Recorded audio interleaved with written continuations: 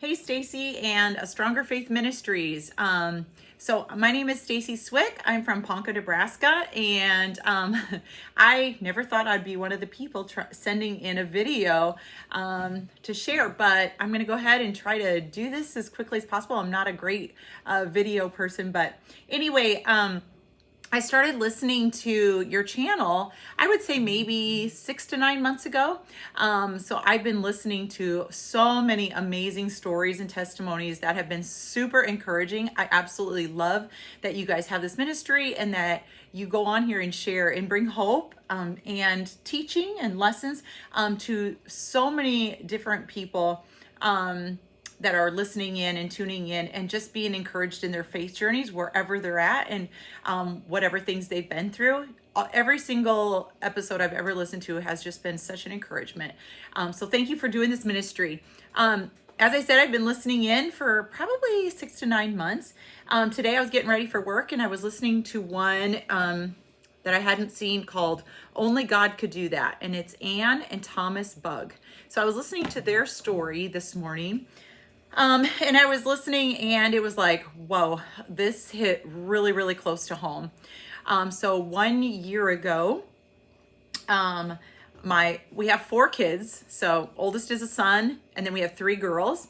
Our oldest daughter, Morgan, 1 year ago, we lost her. I wouldn't say we lost her. I hate saying we lost her because she's not lost, but she was promoted to heaven at the age of 22.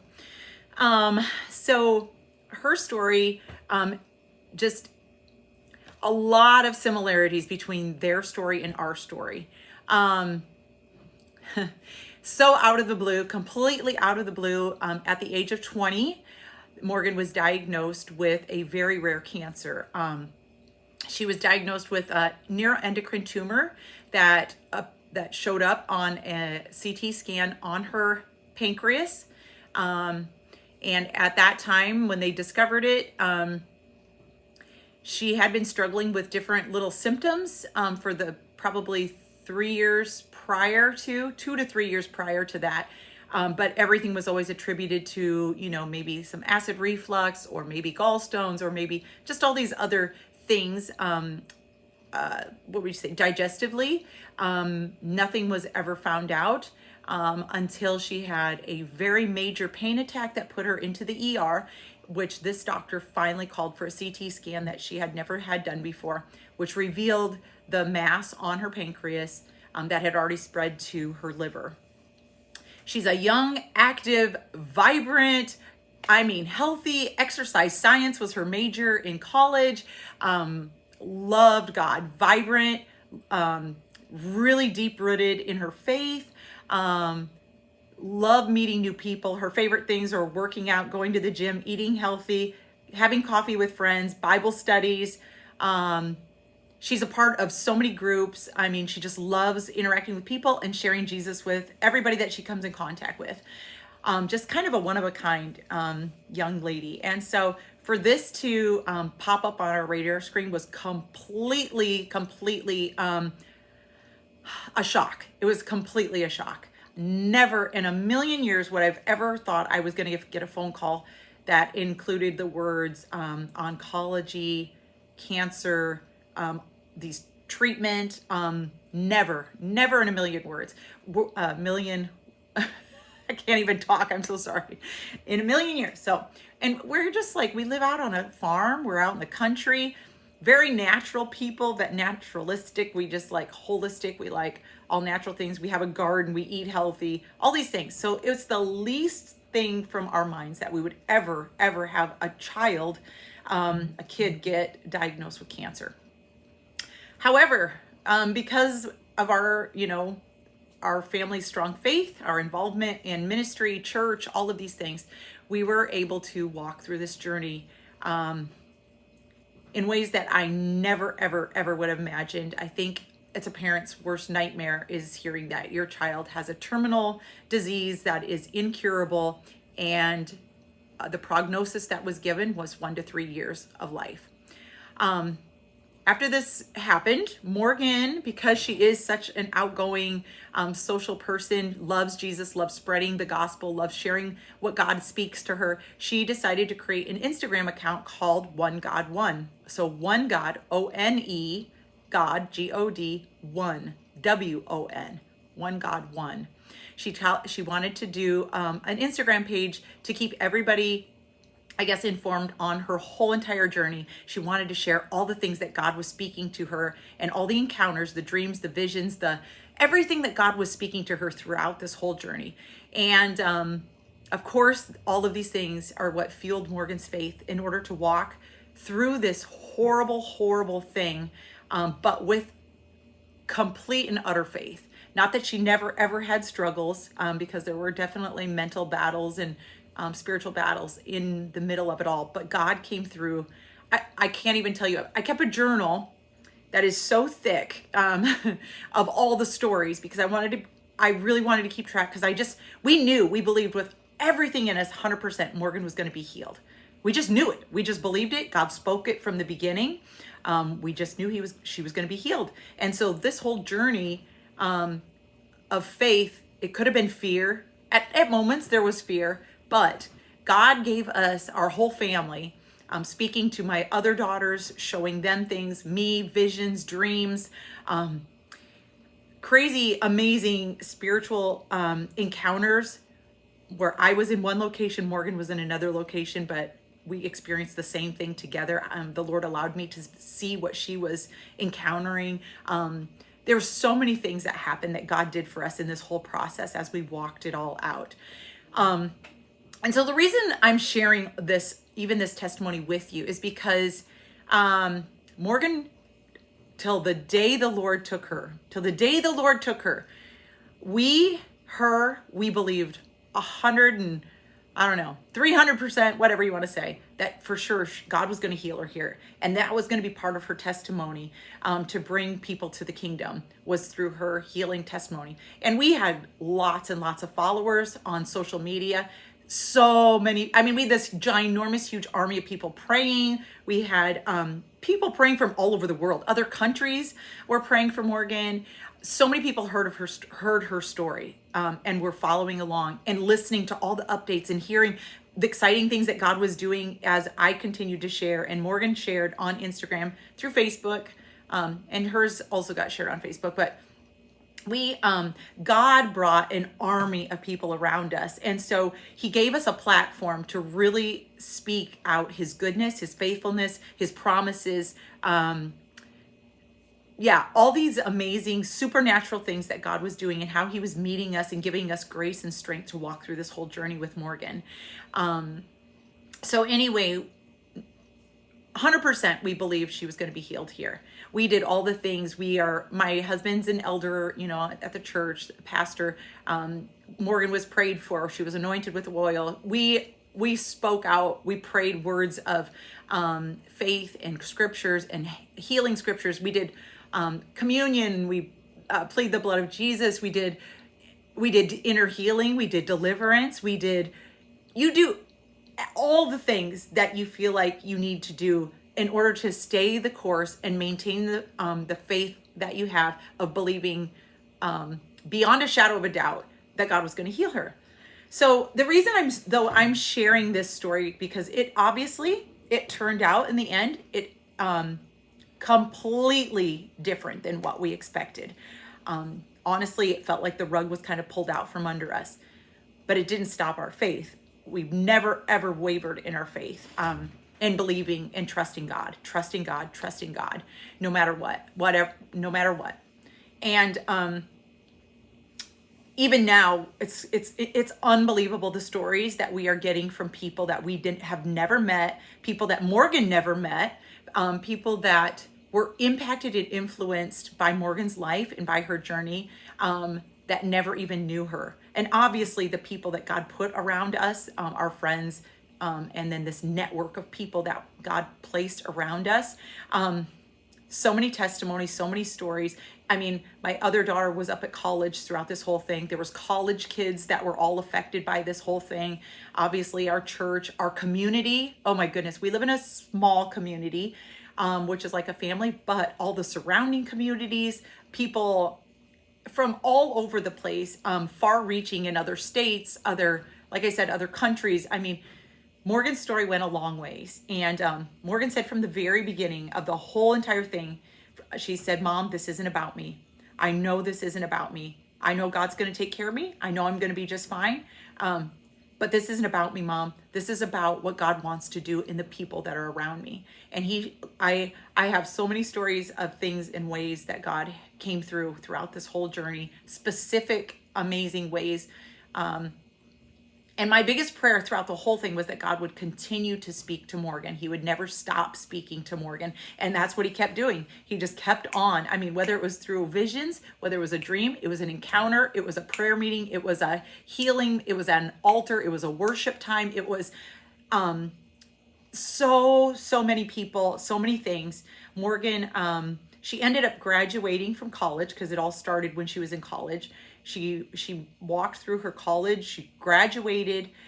She got the diagnosis actually only, let's see, or we found out from the CT scan that the mass and all of that showed up on that. That was 2 months after Morgan got engaged. So she had just met this amazing Christian man at college. They just got engaged. They planned on getting married that summer after she found out all of this, and she was still walking through all of it, which she continued. She got married.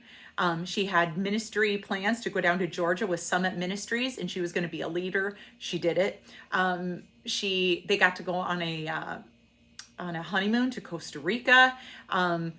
God just was opening up so many doors, and she graduated from college and she felt called to the ministry. So she moved, her and her husband, they moved just out of college. They moved to Omaha, Nebraska, where she started a residency program for ministry at a church that did online college courses, but also did hands-on ministry. So she was a part of that in spiritual formations and evangelism was what she was going into.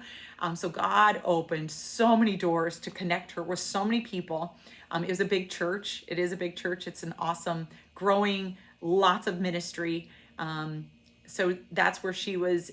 She had got to go through some deliverance and inner healing. They have their ministry there. God used her to minister to so many people.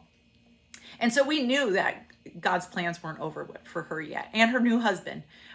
Both of them, they were this amazing team, expanding the kingdom on earth for the Lord and for his glory. They did an apartment life ministry together where they reached all the people in their apartment community. They were a part of a young adults group at their church. She got to be involved in a lot of evangelism on campuses and college campuses in their city. There's so many things that God really was just using them powerfully to do together, and they're a power team for the Lord.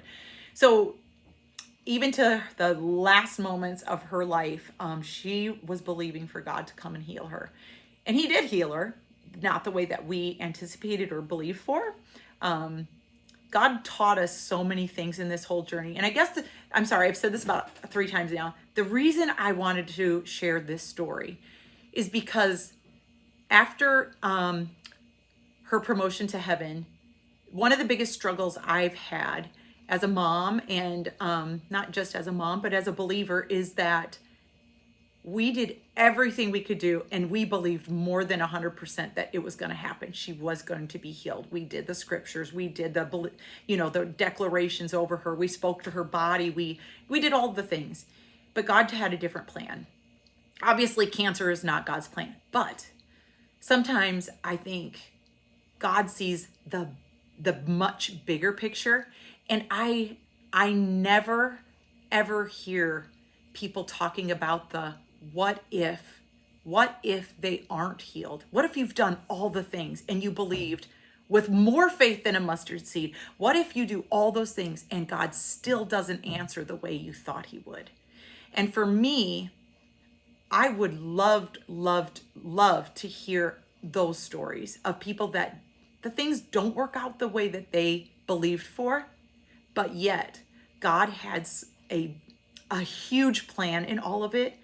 And the miraculous, to me, the miracles that happen because of her being willing to walk through it with such grace and faith, the miracles that happened, the miracle wasn't that she got healed here, but the miracle was that God saved many, many, many, many lives because of Morgan's life, because of her willingness to share the gospel and to do it with such peace and joy despite walking through the valley of the shadow of death here on earth. And of course, she's transitioned into living a life of more real and more alive than she ever was here. And as a mom, the hardest thing was to watch her walk through pain and suffering, but knowing and believing that God was taking care of her, and not just knowing it and keeping it to herself, but declaring it loud. Her faith was loud. And it would just so encourage me as a mom. I love hearing stories of people being healed. I love it. And we needed to hear those stories when we walked through the journey, believing that we weren't just the only ones believing that God could do the impossible. And I love those stories. But to me, what as a mom who's lost a child, believing in faith, and as we did together as a family, I would love to hear stories of people that persevered and walked through, and hear what God did in the middle of that, despite the ending not being what they hoped for, and walking through that disappointment, but yet not being mad at God.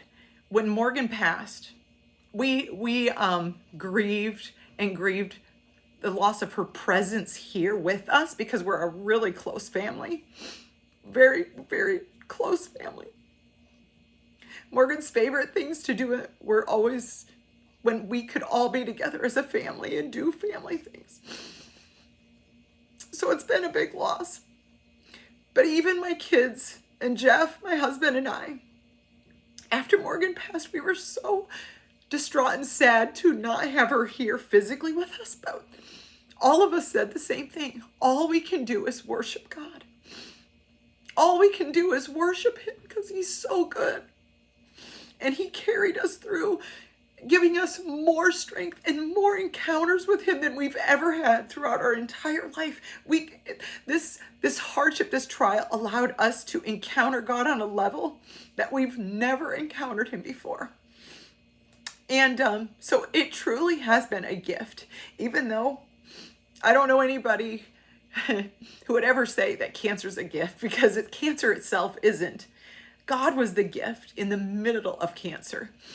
God's strength was the gift, the peace that he brought, the dreams and the visions and the encounters that we got to have, the supernatural things that he went out of his way to do for us, to carry us through and to continually give us hope and give us peace and strength to fight the battle and not question for a moment our faith.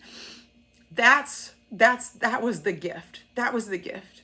God spoke to us so many things from day one of this journey. And the college friends, the people that we've been blessed to have in our lives because of Morgan and because of the people she ministered to became our connections and our relationships that we have gotten to carry on since then, has just been more than I could have ever imagined. So I wanted to share that story because sometimes the ending of what you hope and pray and you expect and you believe for, sometimes it looks a lot different than what you think or what you thought it would be. But there's still miracles in it, and there's still testimony in it because of how God shows up even in the middle of that. And he sees the bigger picture, and he knows the lives that will be impacted differently than if she would have just been healed here. And so I just wanted to share that.